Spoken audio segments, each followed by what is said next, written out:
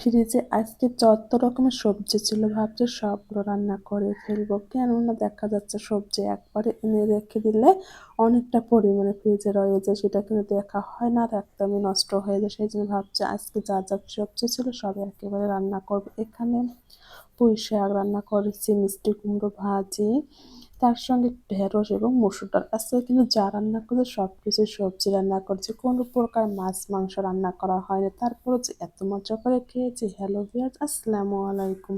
কয়েকদিন থেকে কিন্তু অনেক পরিমাণে গরম বেড়ে গেছে। সকালবেলা কিন্তু ঘুম থেকে উঠে পড়েছি, উঠেই তো চিন্তায় একটাই মাথায় থাকে, কি রান্না করব কি রান্না করব, এটাই না আমি সবসময় ভেবে থাকি। কিন্তু শুধু ভাবলে কি হবে, রান্নাবান্নাটা তো টাইমের মধ্যে করতে হবে। আমি যত যা কিছু করি না কেন কিন্তু ৮টা থেকে ৮:৩০টার মধ্যে আমার সমস্ত রান্না কমপ্লিট হতেই হবে। যেহেতু আপনাদের ভাইয়া অফিসে যায়, মোরসালিন স্কুলে যায়, আমি সবসময় চেষ্টা করি ওদেরকে খাইয়ে পাঠিয়ে দিতে।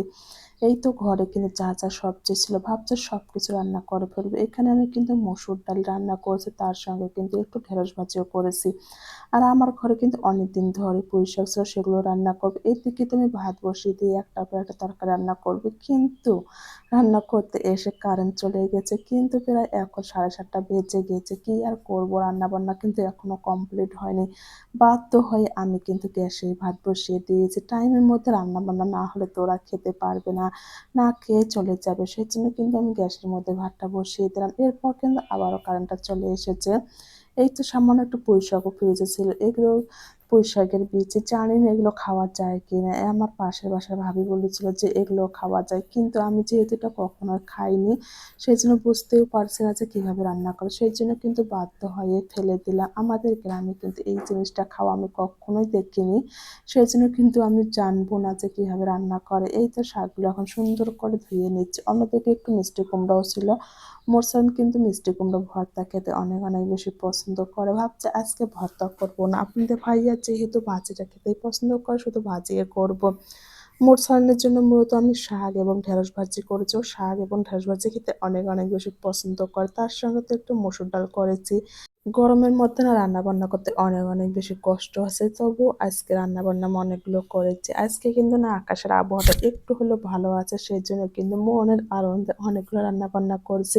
এদিকে তো আমি গ্যাসে ভাতটা বসিয়ে দিয়েছি। গ্যাসে কিন্তু আমার ভাত রান্না করার পরে কারেন্ট যেহেতু এসেছে, আবার আমি মেঝের চুলায় কিছু তরকারি রান্না করে নিলাম। রান্না করতে কিন্তু আমাদের মেয়েদের সবারই অনেক বেশি ভালো লাগে, তাই না? কিন্তু এত গরমে একটু তো বিরক্তিকর লাগে।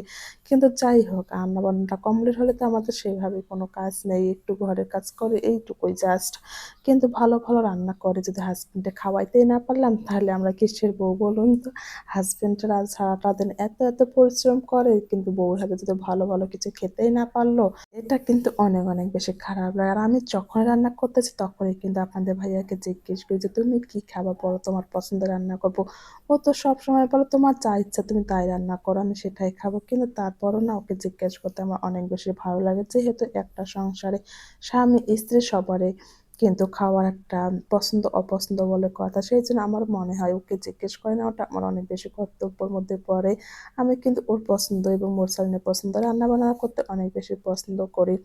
আমরা মেয়েরা না সবসময় চাই যে আমাদের পরিবারের সবাই অনেক, অনেক বেশি ভালো, তার সবাইকে ঘিরে কিন্তু আমরা ভালো থাকি। এই তো আমার কিন্তু মসুর ডালটা হয়ে গেছে। এদিকে কিন্তু আমার পুঁই শাক রান্না করেছি। অন্যদিকে কিন্তু আমার কুমড়ো ভাজিটাও হয়ে গেছে। সবাই ভালো থাকবেন, সুস্থ থাকবেন। আল্লাহ